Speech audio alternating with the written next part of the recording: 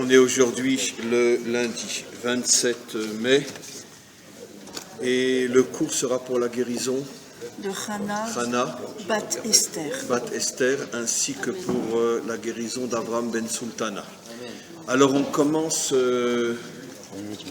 cette semaine le 4e livre de la Torah et on ne va pas directement en parler parce que je voudrais revenir sur un point qui peut nous servir d'introduction pour comprendre le 4e livre, sur un point qui est précisément à la fin du 3e livre que nous avons terminé ce Shabbat.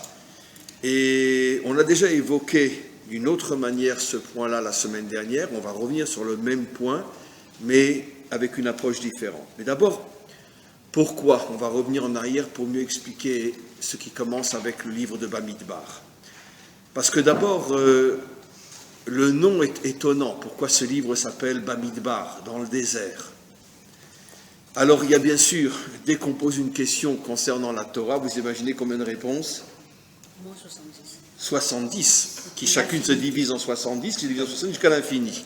Donc le mieux c'est de prendre un raccourci, dire une infinité de réponses. Donc effectivement, parmi l'infini, on va essayer de rester précis. Et l'une des réponses est parce que justement, c'est dans ce 4e livre qu'a été décrété finalement que la génération qui est sortie d'Égypte resterait dans le désert, Bamidbar, ne rentrerait pas en Eretz Israël et finalement n'a pas pu aller jusqu'au bout, jusqu'à la réalisation du pourquoi de la sortie d'Égypte, à cause de quelle faute importante, voire même la plus importante de toutes les fautes qu'Israël n'a jamais faites dans son histoire, la faute des explorateurs, des Meraglim, la faute des explorateurs bien sûr dans les parachutes qui vont venir. Alors bien sûr on aura largement l'occasion d'en parler quand on va y arriver, c'est pas vraiment le sujet, mais quoi qu'il en soit, la faute des explorateurs met en évidence un problème qui nous poursuit jusqu'à aujourd'hui, quand on arrive à toucher, on pourrait dire, la nekuda essentielle, le fond du problème. Est-il nécessaire pour être un bon juif de vivre en Israël? C'était ça le fond du problème. On verra en son temps qu'il y avait quantité d'autres choses. Mais les explorateurs, finalement, qui étaient sur le plan spirituel des êtres extrêmement brillants, élevés. Les commentaires disent que Moshe les a choisis Beroach HaKodesh, ça veut dire sous inspiration divine, pour choisir dans chaque tribu celui qui allait être envoyé pour explorer la terre d'Israël. Donc vous imaginez à quel point le choix est divin, en ce sens que c'est évident qu'il ne peut choisir que des gens d'un niveau spirituel énorme, et ce sont précisément ces gens d'un niveau spirituel énorme qui finalement ont amené, c'est pas de moi, c'est de Rashi, ont amené sur le peuple juif finalement toute l'histoire que nous connaissons jusqu'à aujourd'hui, 2 destructions de temples, 4 exils, et comme je dis toujours, quand on lit dans Rashi, 2 destructions, 4 exils, c'est un peu comme, malheureusement, c'est encore plus vrai que quand on lit Astérix, c'est un petit peu comme Astérix, ça veut dire que alors il faut préciser, 4 exils, ça veut dire aussi Auschwitz, Treblinka, d'accord, Maïdainek, Mengele, les croisades, les Cosaques, c'est ça, parce que quand on lit dans Rashi, 2 destructions de temples et 4 exils, c'est un Rashi. Non, il faut comprendre ce dont parle Rashi. Ça veut dire que finalement, 10 tzadikim ont causé la mort de 2,5 millions d'enfants transformés en cendres. C'est pas de moi, c'est Rashi. C'est ça 4 exils. D'accord. Et quel était le fond du problème, bien qu'encore une fois c'est beaucoup plus complexe que ça, c'est que jusqu'à aujourd'hui, il n'y a aucun lien dans toutes les religions, et y compris pour malheureusement une grande partie d'entre nous, il n'y a aucun lien entre la religion et la nationalité. Je peux très bien être un Français catholique, un Français protestant, un Français évangélique, un Français musulman, un Français bouddhiste, un Français athée. Et ma croyance n'a strictement aucune répercussion sur ma nationalité. Et c'est de même pour toutes les religions. Je peux être un bouddhiste ou un bouddhiste de San Francisco ou un bouddhiste du Népal, peu importe. Il n'y a pas de lien avec ma nationalité. Pareil pour un musulman. Je peux être un musulman pakistanais, je peux être un musulman français, je peux être un musulman américain. Et voici que tout d'un coup naît quelque chose qui va, d'une certaine manière, être critiqué jusqu'à aujourd'hui. Je ne vais pas dire la religion juive, parce que je ne vais pas insulter le judaïsme. Naît quelque chose de nouveau qui prétend que la nationalité et la foi sont indissociables. Parce que le judaïsme, c'est pas une religion. Parce que le judaïsme n'est pas une religion, mais le problème, c'est jusqu'à aujourd'hui, les choses ne sont pas du tout évidentes. Pour tous les peuples, pas du tout, puisque eux ne connaissent pas le concept du lien entre la nationalité et la religion, et même pour nous juifs. Même pour nous juifs, les choses ne sont pas du tout évidentes. En quoi, si je vis à Londres, ou si je vis à Anvers, ou si je vis à Manhattan, ou si je vis peu importe où, ou à Neuilly, ou je ne sais où, en quoi je suis un moins bon juif que celui qui vit en Israël, si en plus je suis un Rosh Yeshiva, si je suis un Rosh Kollel, si je suis un Tzadik, si je suis un Admor, et si je suis le Baal Shem Tov. Et si je suis le Baal Shem Tov, il y a quelqu'un en Israël qui oserait prétendre qu'il est plus grand que le Baal Shem Tov? À part moi, je ne pense personne. Moi, je le dis, j'ai aucun problème. Le Baal Shem Tov ne m'arrive pas, je le dis sincèrement, hein. Ah oui, à l'ombre de ma chaussette. Parce que moi, je vis en Israël, pas lui. Et donc, c'est difficile quand même à dire. Vous me direz, moi, je peux le dire. D'accord, on me connaît. Le problème, c'est que c'est vrai ce que je dis. D'accord. Alors, la faute des explorateurs, c'était ça. Je suis un chassid, hein. Moi, le Baal Shem Tov, c'est mon maître. Hein. Et même si c'est mon maître, il ne m'arrive pas à la cheville. Parce que moi, je vis à Jérusalem depuis 27 ans. Lui, il vivait dans un trou perdu en Ukraine. Lui, il avait pas. Comment Il a essayé. La vérité, c'est qu'il a essayé. Il a essayé grâce à son petit-fils. J'ai raconté l'histoire. Quand son petit-fils, Rabbi Nachman, est revenu d'Israël, d'accord, il est venu voir son oncle, Rabbi Baruch, qui était lui aussi de la famille du Baal Shem Tov. Rabbi Baruch lui dit, alors, qu'est-ce que tu as découvert là-bas? Parce qu'il a risqué sa vie à cette époque-là. Arriver en Israël, c'était 9 chances sur 10 de couler en mer, parce qu'il y avait la guerre entre les Russes, les Turcs, je ne sais pas quoi. Alors, ça valait vraiment la peine de risquer ta vie, petit insolent. Qu'est-ce que tu as appris là-bas? Il a répondu, j'ai appris qu'on ne pouvait être juif qu'en Eretz Israël. Et son oncle lui a foutu une paire de claques. Il dit, mais comment tu oses dire une chose? Et ton grand-père, c'est pas un juif, lui? Répète ce que tu as dit. Il dit, je répète, on ne peut être juif qu'en Eretz Israël. Il lui a foutu une deuxième paire de claques. Il dit, répète. Il dit, tonton, je vais t'expliquer. Je sais très bien que le Baal Shem Tov est immense et qu'en Chutz La'aretz, personne n'arrive à l'ombre de sa chaussette. Mais si le Baal Shem Tov avait vécu en Israël, il aurait été tellement plus grand qu'il aurait eu honte de ce qu'il était à Mejiboj. Et comme Rabbi Nachman n'était pas seulement un parleur, mais aussi quelqu'un qui agissait, il avait enseigné et écrit de nombreux enseignements avant de monter en Israël.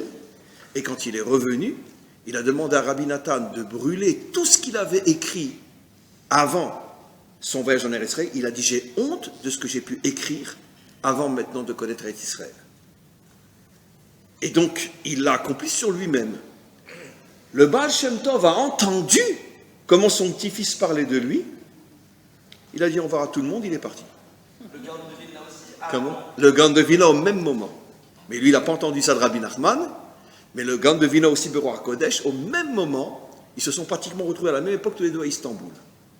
Le problème, c'est que Rabbi Nachman avait eu de la chance de partir quelques mois avant, où la guerre n'était pas encore à son apogée.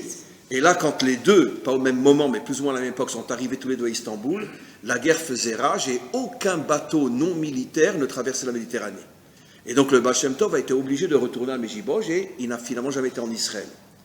Mais il avait donc, au lieu, à la place de Rabbi Baruch qui a donné une claque à son neveu, lui, il a accepté, entre parenthèses, l'insulte, et il est parti. Sauf que, bon, il n'a pas pu y aller. C'était une époque où Israël était en pleine désolation, il y avait des Il n'y avait rien. Il n'y avait rien. Il y a du nord au milieu, il y avait les marécages, et du milieu au sud, il y avait le désert. Il n'y avait rien. Alors, pour pouvoir dire qu'on ne peut être juif qu'en Israël, voilà. Mais Quoi du Rabbi Lubavitch qui n'a jamais essayé? je sais pas. Je sais pas. C'est la preuve que c'était un vrai tzaddik parce qu'on ne comprend pas. Et comprenez bien ce que je dis. Parce que je dis ça vraiment de tout mon cœur. La définition d'un grand maître, c'est qu'on a tellement de questions sur lui qu'on reste sans réponse. Sur Moshe Rabbeinu, croyez-moi, on va le lire maintenant dans le 4e livre, tout le monde s'est révolté. Il voulait même le lapider, Moshe Rabbeinu, le lapider. Le lapider. Vous imaginez qu'on veuille lapider le Rabbi Lubavitch, le Rav Shach, le Rav Steinman, le lapider. Tellement ils avaient des questions sans réponse sur lui. C'est la preuve que c'était un grand juste. Comme disent nos maîtres, un Rav qui est accepté par tout le monde est forcément un charlatan. Si tu vois que tout le monde le critique, c'est forcément un grand maître. On questionne. Oui, mais au point qu'on voulait comment je viens de dire? Lapider. Vous imaginez les questions dures qu'ils avaient contre Moshe, au point de vouloir le lapider, et la révolte de Korach bientôt, etc. Donc maintenant je reviens à ce que j'explique.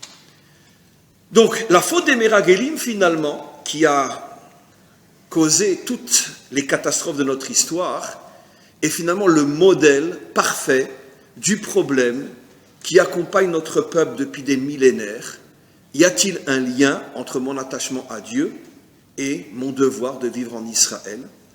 Et on voit que très souvent dans notre histoire, ce sont précisément ceux qui sont très attachés à Dieu qui sont les premiers à ne pas comprendre l'obligation absolue de vivre ici en Israël et jusqu'à aujourd'hui. Alors on va revenir un petit peu en arrière dans la paracha que l'on vient de terminer avec le 3e livre. Et on l'avait évoqué, ce passage-là, la semaine dernière, mais cette fois-ci, je vais l'expliquer d'une autre manière. On voit donc, après toutes les malédictions, on revient en arrière pour mieux comprendre comment aborder notre 4e livre, le livre de Bamidbar. On revient en arrière et on voit quelque chose d'unique. Rashi le met en évidence. La Torah dit, je ne rentre pas dans les détails, la dernière fois on a parlé du Vav que Yaakov avait volé, ce n'est pas le sujet d'aujourd'hui, mais le verset dit, après toutes les catastrophes qui vous seront arrivées, je me souviendrai de Yaakov, je me souviendrai de Yitzhak, je me souviendrai d'Abraham, je me souviendrai de la terre, et je vous délivrerai. On va déjà commencer par les Avot. Rashi pose une question que tout le monde devine. Dans tout le Tanakh, pas seulement la Torah de Moshe, la Bible, dans toute la Bible, jamais on cite les pères à l'envers. On dit Abraham, Yitzhak et Yaakov. L'ordre chronologique, c'est normal. Le grand-père, le père et le fils. Et c'est la seule fois dans toute la Torah où on dit je me souviendrai de Yaakov, je me souviendrai de Yitzhak, je me souviendrai d'Abraham, et après on verra, je me souviendrai de la terre. Rashi pose la question, il dit pourquoi? Rashi donne une réponse qui est plus fermée qu'un mur de béton. C'est la preuve, c'est un grand maître, c'est-à-dire il cache 100 fois plus que ce qu'il dévoile. Il dit la chose suivante, c'est pour nous faire comprendre la chose suivante. Je commencerai, dit Hachem, par évoquer le mérite de Yaakov pour vous libérer. Si son mérite n'est pas suffisant, on a plus grand que lui. On a Yitzhak. Et si le mérite de Yitzhak non plus n'est pas suffisant, alors on évoquera le mérite d'Abraham pour vous libérer.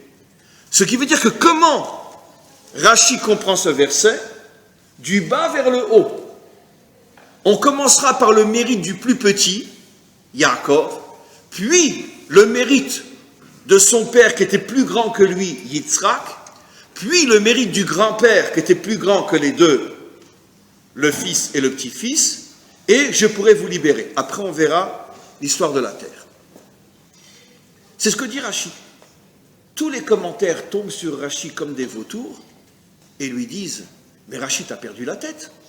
Comment tu peux dire que le mérite de Yitzhak est plus grand que le mérite de Yaakov?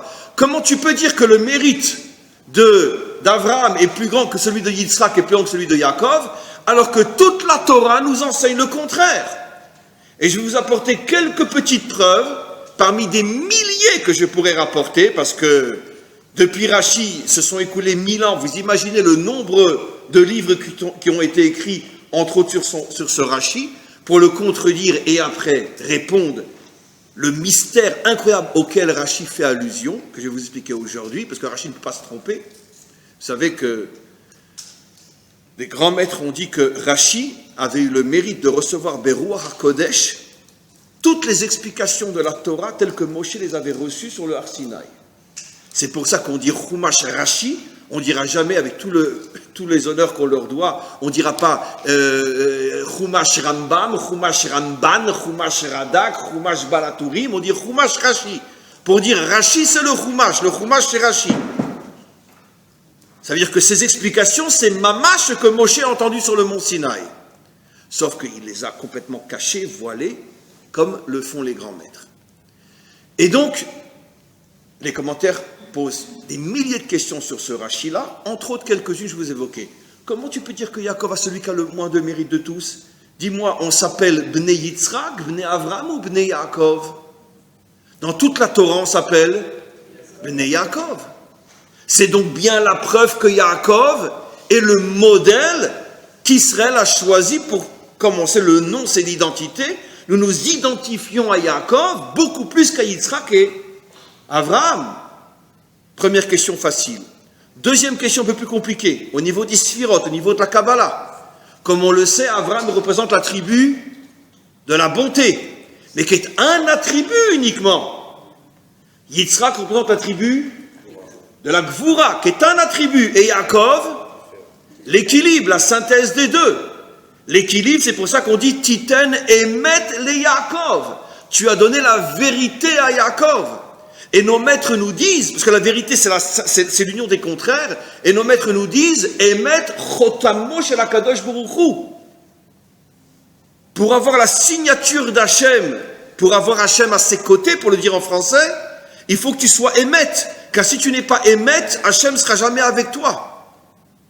Et donc le seul avec lequel Hachem est, et il signe, je suis à tes côtés, c'est celui dont la qualité c'est Emet, c'est Yaakov. Et le Emet est beaucoup plus grand que le Chesed et la Gvura, puisque justement c'est la synthèse entre les contraires. Troisième explication, mais sincèrement on peut en donner 1000. On a un midrash inimaginable qui nous dit que le premier temple a été construit par le mérite d'Avraham, mais a été détruit parce que d'Avraham est sorti Ishmaël.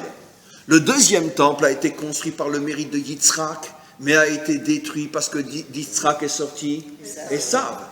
Le troisième temple sera construit par le mérite de Yaakov et ne sera jamais détruit parce que de Yaakov n'est sorti aucune obsolète, aucun déchet. Et donc, encore un midrash explicite qui nous montre que toutes les catastrophes de l'histoire, qui est responsable aussi Avraham et Yitzhak, Ishmaël et Esav, comme on le voit aujourd'hui plus que jamais. De Yaakov, non. Le troisième temple sera éternel. Et, Acharon Chaviv, disent nos maîtres, la preuve que Yaakov est plus grand que les deux premiers, lequel des trois pères s'appelle Israël, qui est le nom du peuple juif au moment de la délivrance, car pendant tout l'exil, nos maîtres disent, nous appelons Yaakov. Au moment de la délivrance, nous s'appellerons Israël. Lequel des trois a été appelé Israël? Yaakov. On aurait pu très bien imaginer, d'après ce Rashi-là, que Abraham s'appelle Israël. Non, Yaakov. Donc, qu'est-ce que c'est ce Rashi-là? Comment tu oses dire une bêtise pareille, qui est en vérité un secret d'une sagesse inimaginable? Alors, tenez-vous bien, parce que l'explication de Rashi, qu'ont découvert certains de nos maîtres, est absolument fabuleuse. Parce que Rashi ne donne aucun signe pour nous aider à comprendre sa folie, de tout inverser. Il dit la chose suivante. Rashi veut nous faire comprendre, et le remez et le dernier mot du verset, je me souviendrai de la terre, que le vrai mérite, grâce auquel nous mériterons d'être délivrés, c'est pas le mérite spirituel, c'est pas le mérite moral, c'est l'attachement à la terre d'Israël. C'est par le mérite de l'attachement à la terre d'Israël que nous mériterons d'être délivrés. Et alors là, on va tout comprendre. On va tout comprendre. Quel était par rapport à la terre d'Israël celui qui avait le moins de mérite des trois? Yaakov. Yaakov, celui qui était en dernier. Je vais bien sûr vous le prouver, mais alors très facilement. Ça veut dire Yaakov est le plus grand sur le plan tzaddik, Sur le plan spirituel, Midata Emet, Akadosh Baruch Hu est avec lui du matin au soir. Mais Hachem lui dit, dégage, par rapport à la terre d'Israël, tu ne m'intéresses pas. Tu es le plus petit des trois. Parce que moi, je cherche le mérite de la terre d'Israël pour la délivrance finale. Pourquoi Yaakov est celui qui a le moins de mérite? Il est mort en ça. D'abord, tu commences par la fin, mais je vais aller dans ton sens. Il a vécu 147 ans. Quelles ont été ces 17 années de bonheur absolu en Égypte, à Los Angeles, la baie des Anges à San Francisco, Manhattan, le 16e, le 17e, Neuilly, Anvers. Oh, ce que j'ai kiffé en Égypte. 147 ans, j'ai vécu, voyez, Yaakov, j'ai vécu que 17 ans, sur 147 ans. Hachem lui dit, t'as quand même de la chutzpah. Mais ça a commencé bien avant. Bien avant. Il a été fondé sa famille, où ça? Chez Lavan, d'accord, en Chutz Laaretz. Et sur 12 tribus, combien de tribus a-t-il mis au monde en Chutz Laaretz? 11 sur 12. Comment qu'il avait le choix? Et comment qu'il avait le choix? Parce que de la même manière qu'il a décidé, quand il a senti que le 12e allait naître aussi en Chutz Laaretz, vous allez comprendre ce qui s'est passé dans sa tête dans quelques instants, il s'est dit, il faut au moins qu'il y en ait un qui naisse en Israël. Et là, il a demandé son avis à personne, il est parti, il a risqué sa vie. Pourquoi tu ne pars pas avant? Pourquoi tu t'arranges pas pour que dès le départ, de toute façon, là-bas va te poursuivre, va vouloir te tuer, et Hachem va te sauver, puisque tu es Emet, Hachem est tout le temps avec toi. Hachem t'a sauvé de la main de Lavan quand il t'a poursuivi pour te tuer, quand tu l'as quitté après le 11e enfant. Et si tu étais parti tout de suite, parce que finalement, je veux dire, il vivait bien. Il avait une bonne parnassa, et les enfants étaient dans des bonnes écoles, il y avait un magasin caché juste à côté, plusieurs restaurants, halavi, chinois, japonais. Je veux dire, il vivait bien, qu'est-ce qu'il y a? Cuando se come aquí? Je l'ai bien dit? Vous êtes espagnol, vous, non? Cuando se come aquí? Quand c'est qu'on mange. Très bien. Et donc, il était très bien. Le problème, c'est que nos maîtres nous disent, l'une des raisons, mes amis, tenez bien la chaise, l'une des raisons, et peut-être la plus importante de toutes, pour laquelle, finalement, heureux comme un juif en Chutz Laaretz, tant qu'il n'y a pas un petit Hitler qui lui rappelle qu'il est juif, d'accord? Mais heureux comme un juif en Chutz Laaretz, pourquoi? Parce que dans notre essence, la majorité des juifs sont nés en Chutz Laaretz, on porte ça dans notre DNA, dans notre ADN. On n'est pas, nous les juifs, des enfants de la terre d'Israël. Il n'y a qu'une seule tribu qui est née ici. C'est pour ça que quand je suis dans le 16e et que tout va bien, je préfère dire les Shana Abba Yerushalayim. Et comme je n'ai pas changé le Noussar, je ne peux pas y aller, parce que non, ça, comment je vais dire l'an prochain à Jérusalem? Donc je reste dans le 16e, évidemment. Nos maîtres nous disent le fait que 90% du peuple juif est né en Chutz Laaretz, c'est ce qui fait que les juifs sont finalement tellement attachés à Chutz Laaretz, parce que dans leur essence, quand ils sont venus au monde, ils ont respiré l'air de Chutz Laaretz. Yaakov s'est dit, si le dernier naît aussi en Chutz Laaretz, il y a un risque que l'on ne revienne jamais sur notre terre une fois qu'on sera là-bas. Et la preuve, dans tous les exils d'Israël, à chaque fois qu'on est revenu, combien de pourcentages sont revenus? Entre 15 et 20% à chaque fois. Sortis d'Égypte, 80% restent en Égypte. Sortis de Babylone avec Ezra, même pas 5 ou 6% sont revenus en Israël. Tous sont restés en Babylonie, sous le règne perse. Pourquoi? Parce que Cyrus, c'était le Trempt de l'époque. Et c'est très mauvais pour les affaires de partir à Jérusalem quand on est sous le régime de Trempt. Et donc ils sont restés là-bas. Et aujourd'hui, les choses changent, Baruch Hashem, mais ça fait quand même 70 ans qu'on a un État, et on commence à peine maintenant à devenir majoritaire sur notre terre. Et on n'y est pas encore 100%. En 70 ans, la majorité est encore en Chutz Laaretz. Pourquoi? Parce que tant que ça va bien en Chutz La'aretz, dans notre essence, alors le maître du monde, il dit à Yaakov, tu as fondé une famille de juifs de Chutz La'aretz. Et tu as le culot de me dire, quand tu termines ta vie en Égypte, c'est le seul moment de ta vie où tu es heureux. Alors excuse-moi Yaakov, avec toute ta grandeur spirituelle, tu n'as pas de mérite pour libérer mon peuple. Parce que moi, ce que je cherche, c'est l'attachement à la terre d'Israël. Alors maintenant, on comprend ici une chose extraordinaire. Tu peux être le plus grand juif en Chutz La'aretz, mais sans attachement à la terre d'Israël, même pas Hachem, il te regarde.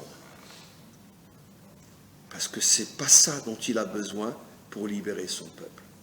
On passe à Yitzhak. Yitzhak est plus grand que Yaakov. Pourquoi? Il n'a jamais quitté la terre d'Israël de sa vie. Il n'a jamais quitté la terre d'Israël. Ah, mais c'est pas le plus grand malgré tout, parce qu'une fois, oui, il a voulu partir, quand il y a eu la famine, il était en direction vers l'Égypte, et Hachem lui dit, non, Rachi explicite, toi tu restes là, tu sors pas, tu es une Olat Mima, tu es trop pur pour respirer l'air de Chutz La'aretz, tu restes en Israël. Il est resté. Mais nos maîtres rapportent le Rambam. Vous savez qu'il y a une halakha, d'accord, qui n'est bonne que pour les idiots, qui dit que si quelqu'un n'a pas de parnassa en Israël, il a le droit, puisque c'est un idiot, de quitter la terre pour aller chercher du travail en Chutz La'aretz. Très bien. Mais le Rambam rajoute qu'un chassid, un vrai, je ne parle pas d'un streimel, un chassid, même s'il y a la famine en Israël, c'est dans Mishneh Torah, même s'il y a la famine en Israël, ne quitte pas la terre d'Israël. Car mieux vaut mourir de faim sur sa terre que de vivre avec un gros ventre en Chutz La'aretz. Voilà ce que dit le Rambam. C'est pas une halakha, mais sache qu'un vrai chassid, même s'il y a la famine, ne quitte pas la terre d'Israël. Ce qui veut dire que Yitzhak, bien qu'il n'ait jamais quitté la terre d'Israël, dans la mesure où si ça n'avait dépendu que de lui, il serait, oui, parti au moment de la famine. Hachem lui a dit, t'es plus grand qu'Yaakov, parce que lui, il a kiffé en Égypte. Mais malgré tout, je te tiens comme un petit peu rigueur, que sans moi, t'aurais, oui, été te remplir le ventre en Égypte quand il n'y avait rien à manger en Israël. Alors, quel est le plus grand de tous? Avraham, Lech Lecha. Pour vous compreniez la grandeur d'Avraham, d'accord, vous imaginez aujourd'hui un Rosh Yeshiva, et encore toute comparaison que je vais faire est idiote par rapport, mais c'est pas pour les Saber et Taozen, un Rosh Yeshiva qui a une communauté avec des milliers de personnes, d'accord. Bnei Nara, comme il a des milliers de personnes, il a des grands donateurs, il n'a aucun problème de parnassa. Et c'est un homme que tout le monde aime, que son nom va d'un bout à l'autre du monde. Et tout d'un coup, il reçoit une prophétie, il a 75 ans le bonhomme. Il n'a pas 20 ans, 30 ans, que bon, allez, 75 ans, il est à la fin de sa carrière. Hachem lui dit, tu lâches tout, tu me suis. D'accord? Et il commence à lui chanter la chanson où tu iras j'irai. D'accord? Alors là, il s'en va. Mais ce n'est pas encore tellement ça. Il lui dit, et puis même ton père, tu le laisses, tu l'abandonnes. On en a déjà parlé de ça. Avraham, sans brancher, il lâche tout. Sa renommée, son kavod, son argent, son nom. Rachi, début de Lech Lecha, regardez, chaque mot que je dis, c'est un Rachi.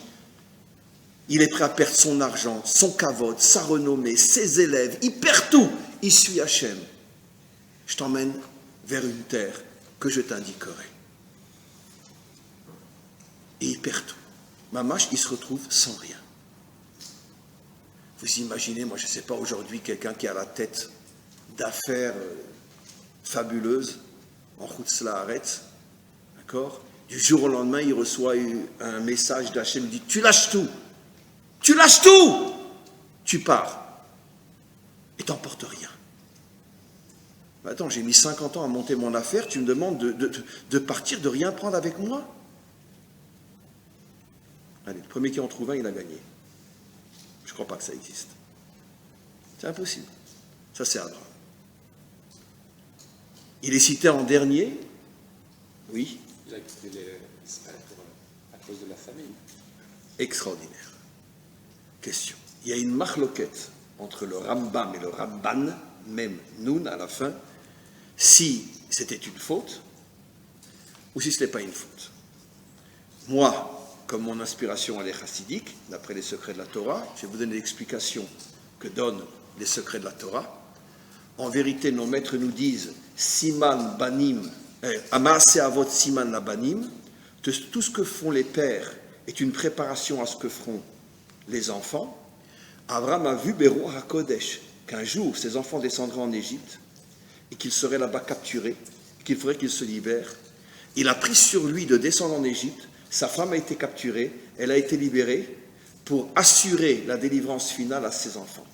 C'est-à-dire que ce n'était pas comme Yitzhak, malheureusement, comme le dit le Midrash, un calcul plutôt de il faut manger.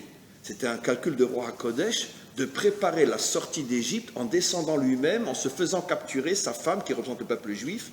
Et la libération de sa femme est une préfiguration de la libération du peuple juif. Il y a d'autres avis qui ne disent pas comme ça, mais ça c'est la vérité vraie.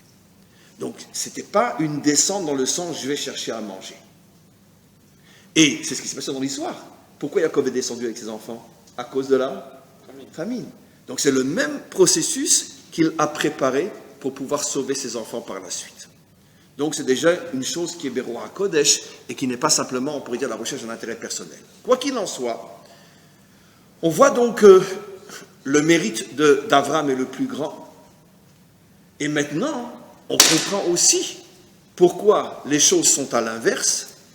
Et on comprend encore une fois quelque chose d'absolument fabuleux, que, je vais le dire en français, d'une manière un peu plus choquante, que mieux vaut être un simple juif, je n'ai pas dit un chiloni, mais un simple juif, shomer Torah et mitzvot, mais qui est loin d'être un gaon et loin d'être un tzaddik, mieux vaut être un simple juif en Eretz Israël qu'un géant en Chutz La'aretz. Ça, c'est l'explication réelle que ne critiqueront que ceux qui ne sont pas honnêtes de ce que la dernière paracha du 3e livre nous apprend. Yaakov, sur le plan spirituel, mettait dans sa poche et son père et son grand-père. Et pourtant, il est cité en dernier. Enfin, dans le sens, voilà. Abraham, qui n'arrivait pas à la cheville de Yaakov, sur le plan spirituel, c'est par son mérite que l'on sortira du Galout. Et vous savez où c'est marqué explicitement ça? Au début de la Parashat Lech Lecha. Qu'est-ce que nous dit Rashi? Vous regarderez. Pourquoi, après avoir dit au début de la Hamida, Eloké Avraham, Eloké Yitzhak, Eloké Yaakov, pourquoi la première bracha termine par Magen Avraham? Pourquoi pas Magen Yaakov? C'est le plus grand des trois. Rashi nous dit au début de Lech Lecha, Becha Chotmim, la Chatima, la signature finale, la fin de l'histoire se fera par ton mérite à toi. Ça fait des millénaires que les maîtres d'Israël, jusqu'à aujourd'hui, se posent la question, mais pourquoi la fin de l'histoire, la khatima, la signature finale, à la fin du texte, à la fin de l'histoire, pourquoi c'est par le mérite d'Abraham? Eh bien la réponse, on vient de la dire. Parce qu'au moment de la délivrance finale, Hachem ne recherchera pas les grands tzadikim, les grands admourim pour libérer son peuple. Il recherchera ceux qui, en Israël, sont shomer Torah et mitzvot, même si ce sont de simples balébatim, mais qu'ils craignent Hachem, ils le respectent et ils vivent ici, même si c'est des gens qui n'ont aucun niveau au niveau de la Torah, etc., mais ils vivent ici, c'est par ce mérite-là qu'il y aura la délivrance finale. Voilà ce que nous enseigne ici la Torah. Et pourquoi cet enseignement est avant le Sefer Bamidbar, qui est bien sûr essentiellement la faute des explorateurs? Parce que les explorateurs ont fait la faute à l'extrême opposé de ce qu'on expliquait. Qu'est-ce qu'ont fait les explorateurs? Ce que tous les commentaires disent, et vous le savez. Ils ont compris que si on rentre en Israël, on ne pourrait plus se consacrer au service divin avec la même force que dans le désert. Dans le désert, ils étaient entièrement pris en charge sur le plan matériel. Donc ils pouvaient, du soir au matin, du matin au soir, se consacrer uniquement au service d'Hachem. Ils ont compris que s'ils rentrent, il va falloir d'abord se battre, après il va falloir construire un pays, et donc automatiquement ils ne pourront plus avoir la même intensité, le même niveau, peut-être même qu'ils vont baisser de niveau. Et ça a été ça la faute. Ils ont privilégié la grandeur spirituelle à l'attachement à la terre. Aujourd'hui, le problème n'a pas disparu, sans citer qui, quoi, qu'est-ce. C'est exactement le problème qu'on vit aujourd'hui sur le plan politique, quand une partie de ceux qui sont censés être au gouvernement disent « nos enfants n'iront pas à l'armée et on est prêt à faire sauter une deuxième fois le gouvernement et de nouvelles élections, mais nos enfants n'iront pas à l'armée », d'accord ? Et bien, contrairement à ce qu'on pourrait croire, ouais, mais c'est quand même de vrais juifs. Non. Ce sont des explorateurs qui risquent d'amener sur notre peuple une nouvelle Shoah. Pourquoi ? Parce qu'ils ne se rendent même pas compte qu'ils sont en train de reproduire la faute des explorateurs. Ça veut dire, et pourquoi ne veulent-ils pas que leurs enfants aillent à l'armée ? Pourquoi ? Ah ben parce qu'il y a un risque, peut-être qu'ils vont un petit peu chuter, un petit peu baisser de niveau, ils ne pourront pas étudier autant, et ils n'auront pas le même niveau spirituel. Ça veut dire quoi ? Donc tu privilèges la grandeur spirituelle d'un individu à la construction de ton peuple sur sa terre, eh bien tu es un explorateur. Et à cause des gens comme toi, on a brûlé et transformé en cendres 2,5 millions d'enfants. Bon, c'est pas possible, il a un grand Streimal. Oui, c'est possible. Aujourd'hui, évidemment, il n'y a que moi qui ai le courage de le dire, parce que je ne suis pas une accusation d'être un apécoros ou un hérétique près. Mais quand le Mashiach va se dévoiler, il dira la même chose. La seule différence entre lui et moi, c'est que lui, on l'écoutera. Quand il montrera du doigt qui sont les responsables de toutes les catastrophes qui nous sont tombées sur la tête pendant des millénaires, je ne crois pas qu'on ira trouver, je ne crois pas qu'il mettra le doigt sur ceux qui sont dans le défilé Guet de Tel Aviv. Je ne dis pas que ce n'est pas des ordureux aussi. Sincèrement, je le pense. Mais ce n'est pas à cause d'eux qu'il y a eu la Shoah. On sera étonné de voir sur qui le Mashiach mettra le doigt quand on devra régler les comptes de tout ce qui nous est arrivé pendant toute l'histoire humaine. Heureusement, il y en a un qui l'a dit avant moi. Il s'appelait le Rav Tertel et il a écrit « Ema banim smecha ». Il l'a dit explicitement, bien avant moi. Et comme on sait, il est mort pendant la marche de la mort. Il a survécu à Auschwitz. C'était un des plus grands maîtres de Hongrie. Il a survécu à Auschwitz. Il a fait la marche de la mort. Pendant la marche de la mort, il y a tout d'un coup un nazi qui a commencé à tabasser un copain à lui qui traînait. Et lui, il a voulu s'interposer entre le nazi et son copain. Et le nazi a lâché le copain pour s'occuper de lui. Et il a sorti son couteau et il lui a sorti les 2 yeux. Et il est mort comme ça. Et donc, ça c'est le Rav Tertel, Ema banim smecha. Et lui a dit explicitement que la Shoah est la conséquence directe de notre refus à revenir sur notre terre. Il l'a dit. Et pourtant, c'était un ultra orthodoxe. Et avant de prendre conscience, il était même satmer. Il était satmer avant ce réveil, où finalement il a pris conscience de qui sont, consciemment ou non, les véritables satmer. C'est un mouvement jusqu'à aujourd'hui qui est très antisioniste. Et lui-même était satmer. Parce que les satmers, c'était un mouvement qui était hongrois, juif hongrois. Lui en faisait partie, il faisait partie des dirigeants du mouvement satmer. Et pendant la Shoah, il a eu ce réveil qui l'a amené à écrire ce livre, qu'il a caché dans un mur là où il était caché, et que par miracle on a retrouvé après la guerre.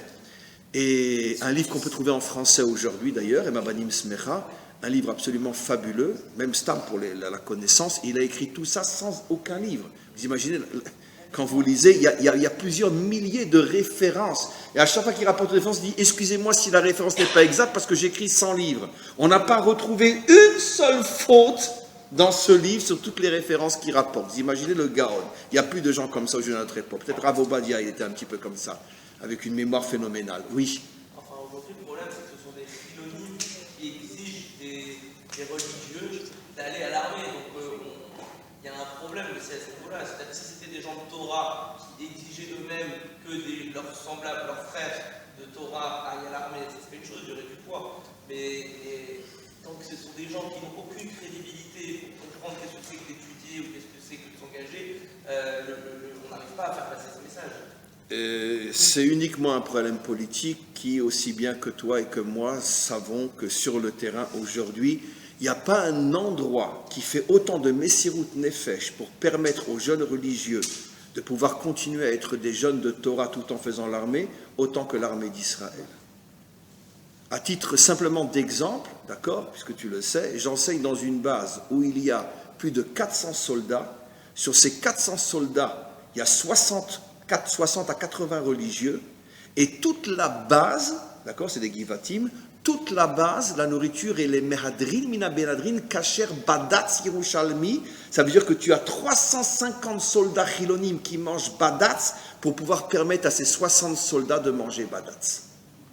Ça veut dire qu'il n'y a pas aujourd'hui une Messirut Nefesh pour permettre à la Torah d'être présente à l'armée autant que... Et tout le monde le sait. C'est simplement un problème politique, un problème beaucoup plus compliqué que ça.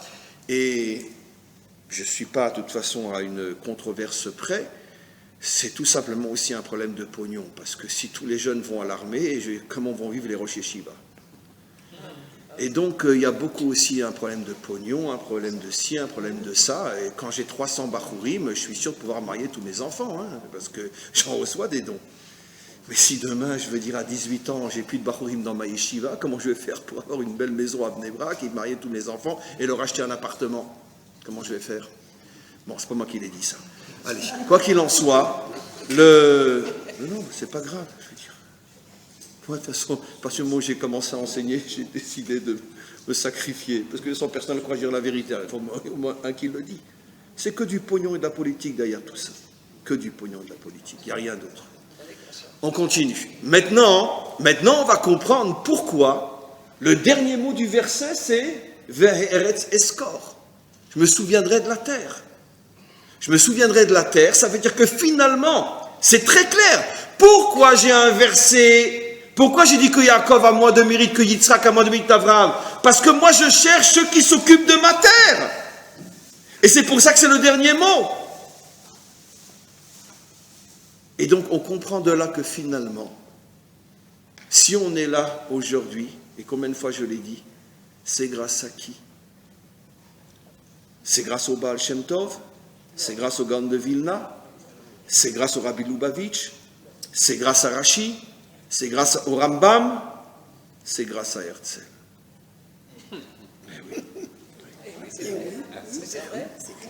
Parce que Hachem cherchait pour nous délivrer des gens qui s'occupent de la terre d'Israël. Maintenant, tout ce que j'ai dit est faux. Je précise. Bien sûr, c'est grâce au Baal Shem Tov. Bien sûr, c'est grâce au Gaon de Vilna. Mais, écoutez bien la différence. Et ça, je l'ai déjà enseigné dans un cours.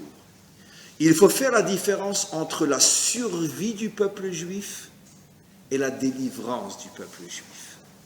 La survie du peuple juif, nous la devons à tous les hommes de Torah qui, pendant des millénaires, ont étudié et enseigné la Torah. Sans eux, nous aurions disparu depuis longtemps. C'est eux qui ont maintenu notre peuple en dépit de toutes les catastrophes qui nous sont tombées dessus. Sans un Baal Shem Tov, sans un Gaon de Vilna, sans tous ceux qui ont étudié et enseigné, notre peuple aurait disparu depuis longtemps.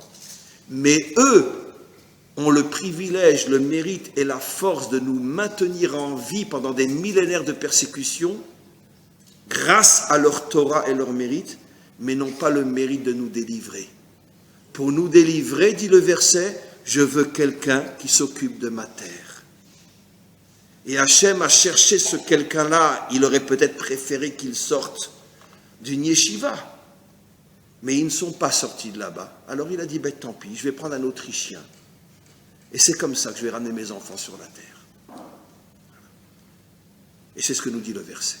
Vous comprenez maintenant la grandeur, la gravité de la faute des explorateurs qui d'une certaine manière dure jusqu'à aujourd'hui. Alors maintenant, pour terminer, on va pouvoir aussi comprendre une chose extraordinaire. Vous remarquerez dans ce verset que les trois pères, donc, maintenant peu importe l'ordre, qui font allusion bien sûr à la dimension spirituelle, sont dits avant la terre, qui est dite en dernier, et selon l'explication de Rashi, ce qui est dit le dernier est le plus haut. Ce qui veut dire que même les trois pères, même Abraham, et d'une certaine manière, son mérite est inférieur au mérite de la terre. Les commentaires expliquent que les trois pères, ceux qui étudient un petit peu la Kabbalah le savent, les trois pères qui sont finalement les trois piliers de ce qu'on appelle les midot, Chesed, Gvura, Tiferet, et puis après se répète encore une fois Netzar, Od, Yesod, mais c'est la répétition des trois premières à un niveau plus bas. Ces 6 midot-là font allusion à 2 choses, le ciel et la Torah. Commençons par la Torah. La Torah nous a été donnée sur des louchot qui faisaient combien de mesures? 6 sur 6. 6 tfachim sur 6 tfachim. Bien sûr, le Zohar, la Kabbalah, la Chassidut nous pose la question, pourquoi 6, pourquoi pas 8, pourquoi pas 15? 6 font allusion au fait qu'on a reçu la Torah par le mérite des 6 tzadikim qui sont Avraham, Yitzhak, Yaakov, Moshe, Aaron, Yosef. Ces 6-là sont appelés Shamayim. Mais il y en a un 7e qui lui est appelé Eretz. Il s'appelle comment? Comment? D'abord par rapport à David. Le roi David, la Malchut, la royauté, qui est appelée la terre. Le ciel fait allusion à ceux qui se consacrent toute leur vie à la Torah. La terre fait allusion à ceux qui se consacrent à la construction de notre peuple sur sa terre. Et la perfection, c'est quand enfin, on arrive à contredire la chanson de « Le soleil a rendez-vous avec la lune, mais la lune n'y est pas ». Comment il s'appelait? Charles Trenet. Très bien. Parce que lui, il a chanté une chanson qu'effectivement, en tant que non-juif, il a raison. Car un non-juif ne verra jamais la réunion entre le soleil et la lune. Nous, non plus, on ne la voit pas depuis qu'on existe. Mais un jour, tout le monde la verra, la réunion entre le soleil et la lune, qui enfin se donneront rendez-vous et pourront se faire un gros bisou devant nous, d'accord, propre, comme il faut. Ça sera l'union entre la Torah et la royauté, l'union entre la dimension spirituelle et la dimension matérielle. Entre les 6 premiers qui sont appelés le ciel et le dernier, le 7e, qui est appelé la terre. Alors maintenant, vous comprenez pourquoi les louchot avaient 6 et pas 7? Parce que les louchot nous ont été donnés où? Dans le désert. À une génération qui n'est pas rentrée en Israël et qui n'a vécu toute sa vie que de Torah. Ça veut dire une religion juive, mais pas une nationalité israélienne. Et donc c'est pour ça que les louchot n'avaient que 6 sur 6. Très bien. Maintenant, ça nous ramène à un autre cours qui va conclure celui-là, qu'on a donné il y a fort longtemps, mais qui va venir vraiment comme une couronne sur la tête d'un roi. Vous vous rappelez, je vous ai souvent rapporté la discussion qui est entre Shammai et Hillel. Qu'est-ce qui est plus important, le ciel ou la terre? Alors, Shammai disent, Shammai, Shammaïm. Shammai dit, le ciel est plus important. On a une preuve, le premier verset de la Torah, Bereshit bara Elokim, et à Shammaïm, ve et à Aretz. On a un principe que nous explique Rashi dans toute la Torah, quand il y a une énumération dans la Torah, sauf cas contraire, d'accord? Mais généralement, ce qui est dit en premier, c'est le plus important. Sauf cas contraire. Parce que dans notre verset à nous, c'est le cas contraire. Et on va comprendre pourquoi. Mais généralement, c'est la raison pour laquelle les enfants de Noé, lorsqu'ils sont cités, on met toujours Shem en premier. Rashi pose la question, et pourtant, ce n'était pas le Bechor. Rashi dit, mais on cite selon l'ordre d'importance, et pas selon l'ordre de l'âge, etc. Donc Shem est plus important que Yafet et Ham. Shammai, fort de ce principe expliqué par Rashi, dit, le premier verset, Bereshit bar Elokim et Hashamayim ve Haaretz, qui est dit en premier, Shammayim. Donc qu'est-ce qui est plus important, la Torah ou la terre? Si je dois choisir, je peux étudier à New York la Torah toute la journée parce que j'ai une vie qui me le permet, mais je sais que si je viens en Israël, je serai obligé de travailler et peut-être dur, Et au lieu de pouvoir étudier la Torah 10 heures par jour, je ne pourrais l'étudier que 2 heures par jour. Qu'est-ce que je choisis? Shammai dit, tu choisis le ciel. La Torah, c'est plus important que la terre. Très bien. Dit d'une autre manière, je suis en Chutz La'aretz, j'ai un travail qui me rapporte, allez, 20 000 euros par mois. Je viens en Israël, le même travail me rapportera 4 ou 5 000 euros par mois. Qu'est-ce que je choisis? Shammai dit, choisis le ciel. Pourquoi? Parce que si tu gagnes 20 000 euros par mois, tu seras beaucoup plus tranquille pour pouvoir te consacrer aussi à la Torah et aux mitzvot. Par contre, si tu viens ici, pour gagner 4 fois moins, tu vas devoir travailler 10 fois plus, tu n'auras pratiquement plus le temps pour étudier la Torah ni rien, reste à Paris. Ça, c'est Shammai. Hillel dit non, la terre est plus importante que le ciel. Pourquoi? Parce que c'est vrai que le premier verset met le ciel avant la terre, mais le dernier verset met la terre avant le ciel. La Torah se contredit. Qu'est-ce que dit le dernier verset de la création? Beyom asot Hashem Elohim Eretz Veshamayim. La Torah se contredit. Elle dit au début le ciel avant la terre, la chita de Hillel, la chita de Shammai, et elle dit à la fin la terre avant le ciel, la chita de Hillel. Alors chacun prend le verset qui l'intéresse. Mais en vérité, le problème n'est pas entre Hillel et Shammai, le problème est dans la Torah elle-même. Pourquoi tu te contredis? Comment la Torah peut se contredire? Nos maîtres répondent, une réponse parmi des milliers, mais la plus juste de toutes. En vérité, ce n'est pas pour rien que c'est le premier et le dernier. Pendant toute l'histoire, jusqu'à la fin de l'histoire, les hommes, et même les juifs, et surtout les juifs, puisque la Torah s'adresse aux juifs, donneront plus d'importance au ciel qu'à la terre. Mais viendra un jour, au moment de la délivrance finale, où tout le monde comprendra que la terre est plus importante que le ciel. C'est pour ça qu'à la fin du récit de la création, qui fait allusion à la fin de l'histoire, la terre est dite avant le ciel. C'est ce que Shammai dit, c'est ce qu'on vit jusqu'à aujourd'hui. C'est ce qu'on vit jusqu'à aujourd'hui. 90% des rabbanim vous diront aujourd'hui, et même si ils ne font pas partie du monde orthodoxe, bon ça ils ne le diront pas officiellement, mais sous la table ils vous le diront, écoute, tu peux étudier 10 heures par jour à Paris la Torah, ici si tu viens tu n'arriveras plus à étudier, reste à Paris. Dis pas que je te dis, hein, parce qu'avec le nom que j'ai, si jamais ils savent que c'est moi, une fois ça m'est arrivé, j'ai des années, j'ai téléphoné comme ça à un rave, je ne me suis pas présenté, j'ai pris exprès, je voulais voir comment il allait me répondre. Je me suis fait passer pour un Parisien, etc. Un rave très connu dans le milieu d'Ati-Léoumi. Et je lui ai téléphoné, je lui ai dit, écoutez Rav, voilà, je suis en ce moment en Israël et voilà, j'ai un problème parce que, Baruch Hashem, j'étudie la Torah toute la journée, j'ai une bonne situation en France, je n'ai pratiquement pas besoin de m'occuper de ma parnassa, mais si je viens, je sais que je vais devoir tout lâcher et bon, j'espère que je resterai un bon juif, mais en cas, je ne pourrai plus étudier, qu'est-ce que je fais? Alors, il m'a dit, écoutez, pour l'instant, restez en France, parce que malgré tout, l'étude de la Torah, c'est quand même très très important. Ce n'était pas quelqu'un de Nebra que j'ai appelé.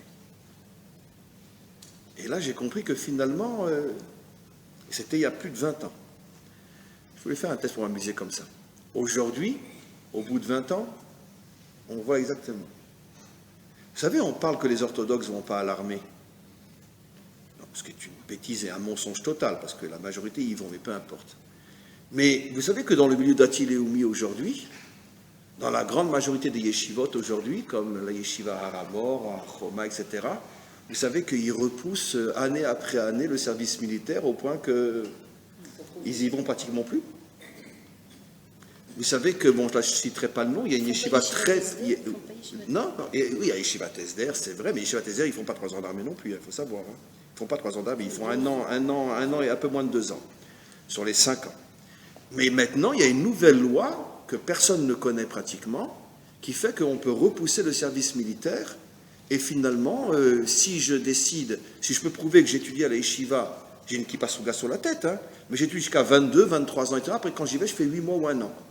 Il y a une des yeshivot les plus célèbres ici à Jérusalem, je ne citerai pas le nom, que si tu veux être accepté dans cette yeshiva, d'accord, tu dois signer un papier comme quoi, quand tu partiras à l'armée, tu ne feras pas plus que 11 mois d'armée. 11 mois d'armée, et on t'enverra à l'armée quand tu auras 23, 24 ans, etc. Si tu es marié, c'est encore mieux, tu feras 11 mois d'armée. Le problème, c'est que celui qui a fondé cette yeshiva, il s'appelle Rav Kook. Ouais. Ouais. Tu dois signer un papier comme tu ne fais pas plus que 11 mois d'armée. Le monde change. Le monde change énormément. Le monde change énormément. Et finalement, jusqu'à aujourd'hui, de plus en plus, on considère que le ciel est plus important que la terre. Finalement, ta construction en tant qu'individu juif est plus importante que la construction de ton peuple. Parce que quand je reste à la yeshiva, je construis mon individu juif. Mais quand je suis un homme de Torah et que je rentre à l'armée, d'accord, je vais pouvoir apporter la Torah à des dizaines, à des centaines, à des milliers d'autres. Et c'est ce qu'on voit aujourd'hui de nos propres yeux. Chaque soldat religieux qui est à l'armée, il influence des dizaines, des centaines d'autres. Et donc il change à moyen long terme tout le peuple juif. Non, mais moi je m'occupe de moi. Non, occupe-toi de ton peuple. Donc à la fin de l'histoire, qu'est-ce que nous dit la Torah? La terre sera au-dessus du ciel. Maintenant on comprend pourquoi le verset ici, d'après Rashi, ne suit pas l'ordre. Parce qu'on dit, Elokeya, on dit, je me souviendrai de Yaakov, de Yitzhak et d'Abraham. Rashi lui-même dit que dans toute la Torah, quand il y a une énumération, celui qui est cité en premier est le plus important. Et là, Rashi se contredit et dit tout le contraire. Parce que Rashi veut nous faire comprendre que mon principe est vrai pendant toute l'histoire. Mais à la fin de l'histoire, il y aura une révolution, un bouleversement total dans les mentalités, et tout le monde comprendra, Vena for où. C'est pour ça que Purim restera le symbole de toutes les fêtes, Vena for où, que tout sera transformé, que finalement ce qui était tout en bas sera tout en haut. Alors maintenant, c'est évident, c'est sûr et certain que si, pour l'exemple que j'ai donné, que si je suis un jeune soldat religieux, c'est sûr qu'il faut tout faire pour que je puisse le rester quand je vais à l'armée. Mais le problème, c'est que d'abord, l'armée le fait. Et deuxièmement, c'est vrai que tu étudieras moins. Mais le problème c'est que ta présence à l'armée, d'autres qui n'étaient pas du tout religieux vont te voir. Et vont se dire, mais attends, je ne comprends pas. Moi, j'ai toujours cru que les religieux, c'était des parasites, des lâches qui se planquaient. Et je vois, tiens, aujourd'hui, les religieux, ils sont Golani, ils sont Givati, ils sont en première ligne. Ah, mais donc, c'est pas ce qu'on m'a expliqué. Moi, je suis né à Tel Aviv, je suis dans un kibbutz. Moi, je pensais que les religieux, c'était des planqués. Et je vois que c'est des super soldats. Ah, mais finalement, alors, c'est pas ce que je pensais, alors. Tiens, ça m'intéresse. Moi-même, je donne des cours à l'armée. À chaque fois que c'est possible, j'ai des tas de chilonim qui viennent et qui s'assoient et qui écoutent mes cours. Pourquoi? Dès qu'ils ont un petit moment, ils savent que moi je viens ou un autre, ils disent « Rav, on peut rentrer ?» Et ils écoutent la Torah. Peut-être que s'il n'y avait pas eu de religieux à l'armée, il n'y aurait pas eu de cours de Torah, et peut-être qu'ils auraient passé toute leur vie sans jamais écouter un cours de Torah. Et donc, qu'est-ce qui est plus important? Le fait que moi maintenant je vais étudier 1 heure au lieu de 10, ou le fait que je suis en train de construire mon peuple et le préparer à la délivrance finale, parce que Hachem a dit, moi ce que je veux, c'est que vous construisiez la terre. Laissez tomber le ciel, on s'en est occupé pendant des millénaires, maintenant construisez la terre. Bekitsour, chacun d'entre nous, pour conclure, doit comprendre que on n'est plus à une époque maintenant où on doit s'occuper de soi. C'est ce qu'on a fait pendant des millénaires, parce qu'on n'avait pas le choix, on était dans les ghettos, on était chacun pour soi, on était dans des communautés, donc c'était et moi, et moi, et moi. Voilà. Non, mais et moi, cachère, hein, parce que c'est pour Dieu que je fais ça, et moi, et moi, et moi. Hein. Bon, arrêtons cette stupidité. Il n'y a plus de et moi, et moi, et moi. Maintenant, mon seul souci doit être, qu'est-ce que je fais pour mon peuple? Et tout celui qui se pose la question, qu'est-ce que je fais pour mon peuple, et qui agit pour son peuple, quand le Mashiach se dévoilera, il sera à côté du Mashiach. Et tous ceux qui ont atteint des niveaux, waouh, mais qui ne l'ont fait que pour eux, même s'ils prétendent le contraire, ils seront tout au bout, on ne les verra même pas. Et peu importe ce qu'ils ont été dans leur vie, ce qui compte, encore une fois, c'est de construire le peuple juif sur sa terre. Amen, le Cheni Ratzon. Oui.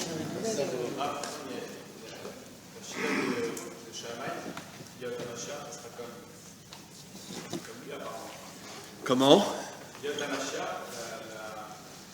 C'est pas Kepchuto, c'est une question qui est très très très connue, mais quand on dit que la halakha sera comme Shammai, c'est pas du tout. Tous les commentaires disent, le Rambam lui-même dans Mishneh Torah dit la Torah elle changera jamais, et on va pas mettre tout le Shulchan Aruch de côté et se créer un nouveau Shulchan Aruch qui sera comme Shammai, puisque tout le Shulchan Aruch aujourd'hui depuis des millénaires il est d'après Hillel. Hillel, Rabbi Akiva, etc., qui sont tous des Talmidim de Hillel au départ. On n'aura pas un nouveau Shulchan Aruch. Mais quand on dit que la halacha sera comme Shammai, dans la pnimiut, les choses seront comme Shammai. Et je donne une réponse, mais il faudrait que je t'en explique pendant 1 heure. Ça veut dire que, même si, au moment de la délivrance, on comprendra que le travail essentiel, c'est de construire le peuple sur sa terre, et ainsi que toutes les nations dans ce monde, dans la pnimiut des choses, notre attachement à la Torah sera toujours au-dessus de tout. Mais dans l'action, on ira comme Hillel. Dans la pensée, on ira comme Shammai. Et tu remarqueras que quand le ciel est dit avant la terre, c'est marqué Bereshit bara, Shamayim varetz. Quand on dit que la terre est avant le ciel, c'est marqué Beyom asot, Asiya, Erez veshamayim. Et Rachid dit, tout au début de Sefer Bereshit, que le monde de la Bria, c'est le monde de la pensée. C'est-à-dire qu'au niveau de la pensée, je dois effectivement, c'est pour ta question est très importante, au niveau de la pensée, je dois savoir que la Torah est au-dessus de tout. Au niveau de l'action, c'est la construction de mon peuple qui est au-dessus de tout. Et c'est ça ce qu'on dit que la halacha sera comme Shammai et en même temps comme Hillel.